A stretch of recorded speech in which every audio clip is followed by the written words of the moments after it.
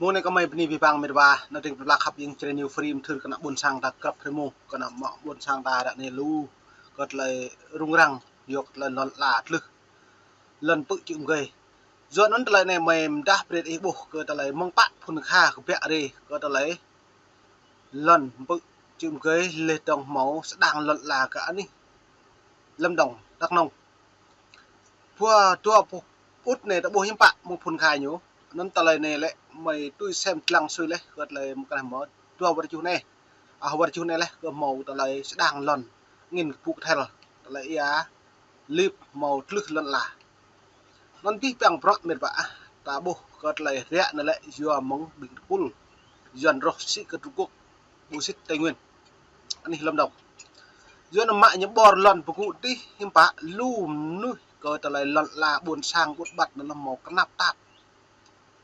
ta lại quý bằng lên ta lại em nhúng lên trong lọ tàu bả tur chập khuôn của lần bộ mộ dưới nó mày về ít lăng lại víu bị lon mệt vả cật lại hẹp dọn rõ vì này. Kinh hoàng, các vết nứt xuất hiện liên hoàn ở Tây Nguyên, dân không thét đứng ngồi không yên, lãnh đạo lại bỏ ngỏ không thể giải thích, thì ra để lơ cho dự án Bồ Xích Ma tung hoành. Thưa quý vị, những ngày gần đây, khu vực Tây Nguyên liên tục xuất hiện những vết nứt đất đe dọa đến cuộc sống của hàng nghìn người dân. Từ Lâm Đồng tới Đắk Nông, vết nứt càng ngày càng lan rộng. Theo Phó Giáo sư Tiến sĩ Trần Tân Văn, Viện Khoa học Địa chất và Khoáng sản lý giải, vết nứt là một trong những dấu hiệu đầu tiên của một vụ sạt lở. Vết nứt xuất hiện sẽ gây ra tiếng động mà mọi người cho rằng đó là tiếng nổ. Trong vài ngày, nếu vết nứt phát triển từ 200m đến hàng cây số, có nghĩa khối trượt đang dịch chuyển và nguy cơ sạt lở lớn có thể xảy ra. Dồn dập đất nứt, lũ lụt, nhiều người tự hỏi liệu có phải khai thác bô xít ở Tây Nguyên là lý do tiềm ẩn khiến cho đất ở Lâm Đồng, Đắk Nông bị đứt gãy. Cao nguyên chẳng bao lâu sẽ chẳng còn, tương lai đất nước chẳng biết sẽ ra sao. Cùng chúng tôi làm rõ ngay sau đây. Theo đó, sáng ngày Dân bố lẽ gật lại này hiếm bạn có thông tin báo chí là rằng hiểu mạ gật lại lần là Tây Nguyên ta lại hiếm bạn đã bố lệ do mong ta lại bố xích Tây Nguyên nó bố xích Tây Nguyên lại bây giờ nuôi doan ố cơ ta lấy mạ quảng cụ này nhung prem nuôi từng bào nuôi từng văn Trung Quốc mút ma nó lên mạ khoanh vùng này lại nhung mạ bảo tôi lần đi hiếm bạn như càng prai lần là nuôi Tây Nguyên tập người ta cho nên lùm ta bây là đà lệ bây giờ nghìn chàn lim như một nằng như bây giờ nằng cơ ta là pro yêu nắm nuôi sao sao lúc nhạn nhưng mà keo rít ya chan nhưng mà tàu cái chập cái trò nó rồi nó lại đây như nó mạ hay keo gỡ như là mọi ya chan lên như nó mạ lọc tàu như cái thầu chập cơ ta là chữ chăn lận là đã rồi nó lại này một pha rượu mệt vả nhú trắng nếu prai nếu lút lận là Tây Nguyên nó rằng lệ lại Tây Nguyên không còn bao lâu lận là lười bộ máu nạm buồn sang ô một đây tìm chúng ta dẫn đến hai này là nhật thâu bình dọn bây giờ nhưng mà thâu nhiệt độ chẳng chạy đôi cất như tôi nhặt cất như tôi bằng như sĩ tôi bằng tôi lùm tài như chẳng mạn lận là Tây Nguyên ta ra nên và nó mời về thì đăng play video trong bật lọt này. 2 tháng 8 năm 2023, ông Trần Vĩnh Phú, Phó Chủ tịch Ủy ban Nhân dân huyện Tuy Đức, tỉnh Đắk Nông cho biết, hiện tượng đứt gãy sạt lở đất tại khu vực Bon Bucrac, xã Quảng Trực, huyện Tuy Đức tiếp tục nứt rộng hơn và xuất hiện một số vết nứt mới. Trước đó vào khoảng 23 giờ ngày 31 tháng 7 và 1 giờ sáng ngày 1 tháng 8, trên địa bàn Bon Bucrac, xã Quảng Trực đã xảy ra tiếng nổ lớn. Đến sáng 1 tháng 8, phát hiện nứt gãy đất, chiều dài đoạn nứt gãy khoảng 200m. Ông Đoàn Minh Thuận, Phó Chủ tịch Ủy ban Nhân dân xã Quảng Trực, huyện Tuy Đức cho biết, thống kê sáng ngày 2 tháng 8 của lực lượng chức năng, vết nứt đứt gãy đã mở rộng khá lớn và kéo dài thêm hơn 120m qua phạm vi Bon Bucrac 1A, xã Quảng Trực. Con này nằm bên cạnh Bon Bucrac. Ngay trong sáng ngày 2 tháng 8, lực lượng chức năng đã tiếp tục di rời 11 hộ 48 khẩu của Bon Bucrac 1A, xã Quảng Trực ra khỏi vùng nguy hiểm có nguy cơ sạt lở cao. Cũng trong sáng ngày 2 tháng 8, thành phố Giang Nghĩa, tỉnh Đắk Nông đã tổ chức di rời 16 hộ dân ở tổ dân phố 9, phường Nghĩa Thành. Những hộ dân này có nhà ở phía ta luy âm của đoạn đường Hồ Chí Minh mới bị sụt lún. Theo dự báo của Đài khí tượng thủy văn tỉnh Đắk Nông, chiều tối ngày 2 tháng 8 và thời gian tới sẽ tiếp tục có mưa vừa, mưa to, có nơi mưa rất to, với lượng mưa phổ biến từ 40 đến 80 mm, có nơi trên 100 mm.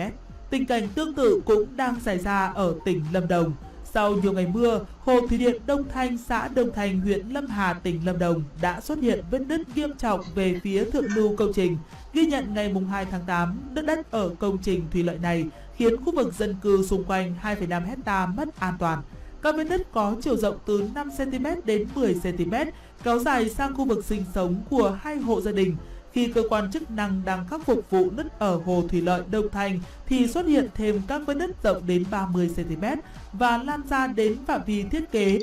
Giờ nó vải bố lên cất lại mình ta cất lại video bật lòn này lại bài màn hình prong này nhưng bạn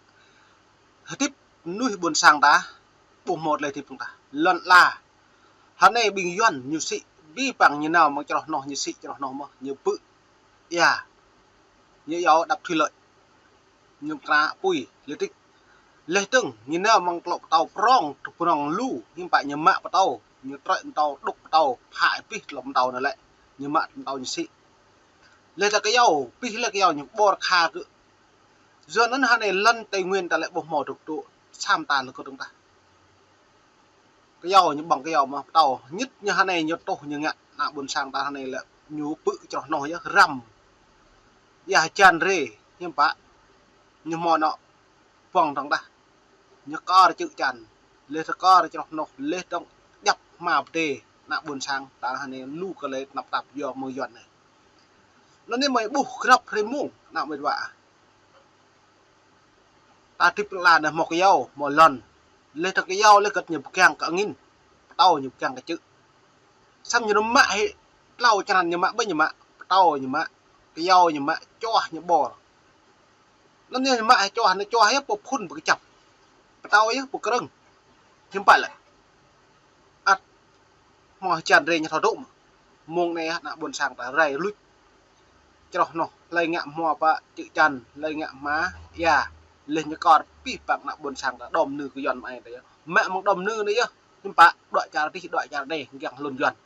như vậy nhiều bất thấu ấy ya còn lịp như thấu ấy mẹ phần nhú mẹ rau như đôi chứ như thấu bình con buồn ngạ đấy nặng buồn sang ta lên cái nó na nhân tâm như thấu như quy bằng lợi cá nhân như po được như bất thấu cả nặng buồn sang cứ rình tràn nào vậy nó tao lại này mệt vả pre buộc mà pre buộc trong video đừng là bất luật này lại rụp lại lần là lực này chữ chăn đặt dê là cái dọn mạng này. Đường tránh ngập của dự án, con đường dân sinh của thôn Đông Anh, Đông Thanh men theo hồ chứa vào khu sản xuất nông nghiệp bị sụt lún từ 1 đến 1,5 mét. Ngoài ra, 500 mét đường giao thông tránh ngập có nguy cơ sụt lún, sụt trượt. Theo lãnh đạo Ủy ban Nhân dân huyện Lâm Hà, tình trạng sụt lún sạt trượt đất đang ảnh hưởng trên diện tích 2,5 hecta và có 2,8 hecta có nguy cơ sụt lún. Đến chiều ngày 2 tháng 8, 500 mét đường tránh ngập có khả năng bị sạt trượt đất nếu tiếp tục mưa lớn và không khắc phục được các vết nứt ở phần thân đập.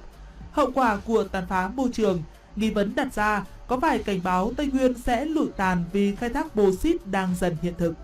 Đây không phải là cảnh báo của tự diễn biến tự chuyển hóa hay từ thế lực thù địch, mà là những nhà khoa học tại hội thảo với chủ đề tìm giải pháp giảm thiểu tác động tiêu cực do khai thác, chế biến quặng bô xít, sản xuất alumin và luyện nhôm tại khu vực Tây Nguyên và Nam Trung Bộ do Ủy ban Nhân dân tỉnh Đắk Nông, Viện Tư vấn và Phát triển CODI của Tập đoàn Công nghiệp Than và Khoáng sản Việt Nam TKV tổ chức ngày 22 tháng 10 năm 2008 tại tỉnh Đắk Nông. Khi ấy, bài phản biện dài 75 phút của ông Nguyễn Thành Sơn, giám đốc công ty năng lượng sông Hồng thuộc TKV, bác bỏ gần như hoàn toàn dự án này và cho rằng đây là một sai lầm chiến lược chứa đựng những rủi ro không thể lường hết. Ông Sơn đánh giá quy hoạch khai thác quặng bô xít được Thủ tướng Chính phủ phê duyệt và giao TKV làm đầu mối để triển khai ở Tây Nguyên là quá nhiều tham vọng, bởi vì nhôm không phải là kim loại quý và chưa có quốc gia nào coi bô xít là khoáng sản chiến lược để dốc sức khai thác như Việt Nam. Theo ông Sơn, kế hoạch